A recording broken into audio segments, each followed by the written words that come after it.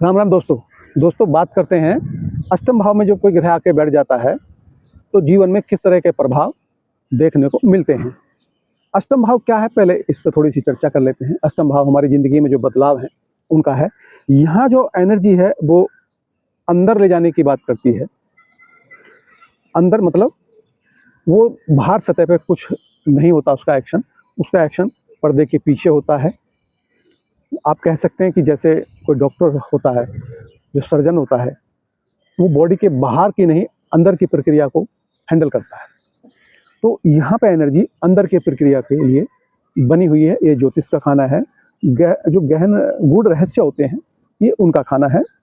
यहाँ से engineers, chartered accountant, ये दूसरे का प्लेटफॉर्म है, दूसरे का धन बोलते हैं इसको। यहाँ पर जब कोई ग्रह आके बैठता है तो वो एक तरह से दूसरे के प्लेटफॉर्म पर बैठ गया है। यहाँ आपको दूसरे के प्लेटफॉर्म पे काम करना होता है। यानी कहने का मतलब ये है कि संसाधन किसी और के होंगे और वर्क पावर या बुद्धिमत्ता जो भी आपकी है, जो भी टेक्निकल नॉलेज है, वो आपकी अपनी होगी। और दोस्तों यहाँ जब ग्रह बैठता है तो उसमें कुछ कमियां होती हैं। ये सेल्फ फाल्ट का खाना है। यहाँ पर किसी भी खाने का ग्रह आके बैठे तो उस ग्रह में और उस खाने से संबंधित कोई ना कोई कमी मौजूद होती है। आपको उस खाने से संबंधित, उस ग्रह से संबंधित जो कमियां हैं वो दूर करनी पड़ती हैं। दूर करने के लिए आपको साधना करनी पड़ती है। साधना का मतलब होता है खुद को साधना, अध्यात्म का खाना है। खुद का अध्ययन करके अपनी कमियों को दूर करना और उस ग्रह से संबंधित चीज़ों को परफेक्ट बनाना। अब दोस्तों बात करते हैं कि अगर ये बदलाव का खाना है तो इसमें कोई ग्रह बैठेगा तो जीवन में किस तरह के बदलाव, और बदलाव ऐसे तो होते नहीं है, यानी कि कोई ना कोई समस्या, कोई ना कोई बाधा जो जीवन को बदले, ऐसा देखने को मिलेगा ही मिलेगा। तो दोस्तों बात करते हैं कि अगर लगन का स्वामी, जो लगन आप स्वयं हो, आपका व्यक्तित्व है, आपकी मानसिकता है, वो आके बैठ गई है अष्टम भाव में, तो इसका मतलब ये हुआ कि आप जीवन में जो कार्य करेंगे उसमें आपको फ्रंट पे नहीं रहना। यानी कि आपको जो भी काम करने हैं वो पर्दे के पीछे होगा, पर्दे के पीछे रह के आप काम करोगे। यानी कि कोई भी ऐसा गहन अध्ययन, क्योंकि ये गूढ़ रहस्यों का खाना है। जिंदगी में आप कोई भी काम ऐसा करोगे जीवन में तो उसको गहराई से जानना चाहोगे, उसकी गहराई में पहुंचना चाहोगे।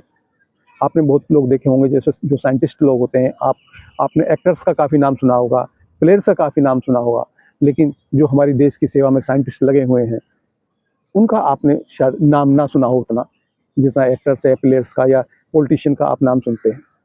तो यहाँ ये ऊर्जा आदमी के, जातक के व्यक्तित्व को गहराई में ले जाने की बात करती है। ये केतु का खाना है। यहाँ पे जो प्रभाव होता है वो केतु से रिलेटेड होता है। केतु गहराई की बात करता है, अंदर जाती ऊर्जा की बात करता है। यानी कोई भी प्रक्रिया आप करोगे जीवन में, कुछ भी करोगे तो आपकी ऊर्जा आपको अंदर जाके उसका अध्ययन, उसका चिंतन करने के लिए प्रेरित करेगी। मैंने आपको पहले बताया कि यहाँ सेल्फ फाल्ट का खाना है और ये खाना 9वें से 12वां है। 9वां धर्म का है, धर्म का वह। तो यहाँ पर अगर व्यक्ति अपना अध्ययन नहीं करेगा, यानी अध्यात्म में नहीं जाएगा और खुद का अध्ययन नहीं करेगा, तो कई बार वो धर्म विरुद्ध भी काम कर सकता है। क्योंकि यहाँ पे जाके, क्योंकि ये खाना बदलाव है, इसमें निरंतर अपग्रेडेशन की बात होती है। यानी आप अपने व्यक्तित्व को अपग्रेड करेंगे, निरंतर अपनी कमियों पे काम करेंगे तो ये बढ़िया होगा।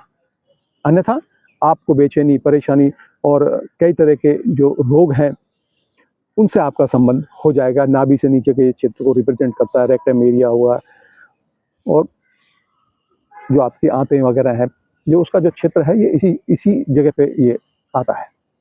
तो दोस्तों ये लगन का स्वामी यहाँ बैठने के बाद अगर जातक अपने अध्ययन पे पूरा ध्यान देता है, अपनी कमियों पर बहुत ध्यान देता है, तो ऐसा जातक गूढ़ रहस्यों का जानकार हो जाता है। वो जो बात कहेगा, कोई भी एक्शन करेगा, उसी एक्शन में गहराई होगी। लेकिन दोस्तों क्योंकि ये खुद के एक्सपीरियंस का खाना है, जातक खुद का एक्सपीरियंस करके सीखता है और एक्सपीरियंस ऐसे नहीं आता। बार बार कोई ना कोई समस्या जीवन में देखने को मिलेगी, क्योंकि जातक को सीखने में टाइम लगेगा, वो एक्सपीरियंस करना चाहेगा हर चीज़ को। तो कई बार यहाँ मानसिकता में थोड़ी सी बेचैनी देखने को मिल जाती है। दोस्तों वीडियो कैसी लगी ज़रूर बताइएगा। राधे राधे।